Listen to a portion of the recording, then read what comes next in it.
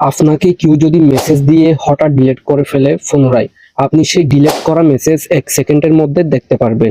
সেটা হোক WhatsApp, imo এবং মেসেঞ্জার, সবখানে আপনি দেখতে পারবেন।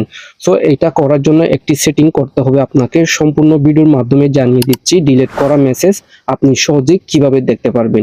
ভিডিও স্ক্রিনে চোখ রাখুন। এরকম ভিডিও পাওয়ার জন্য আমাদের পেজটি ফলো এবং শেয়ার দিয়ে পাশে থাকতে পারেন। তো ফার্স্ট অফ অল, ডিলিট করে দেওয়া মেসেজ দেখার জন্য আপনাকে সেটিং অপশনে চলে যেতে হবে। দেন স্ক্রল করে নিচে আসবেন, নোটিফিকেশন পাবেন, তারপরে এফ নোটিফিকেশন। দেন এখান থেকে মেসেঞ্জার বলেন, হোয়াটসঅ্যাপ বলেন, ইমো বলেন, সবকটিতে পারমিশন দিয়ে দিয়ে এটা অ্যালাউ করে দিবেন। তারপর ব্যাকে আসবেন। যেমন আমি মেসেঞ্জারে চলে গেলাম। মেসেঞ্জারে চলে যাওয়ার পর এখানে অলরেডি আমাকে মেসেজ দিয়ে ডিলিট করে ফেলেছে। তো এটা দেখার জন্য আমাকে আবার সেটিংয়ে চলে যেতে হবে।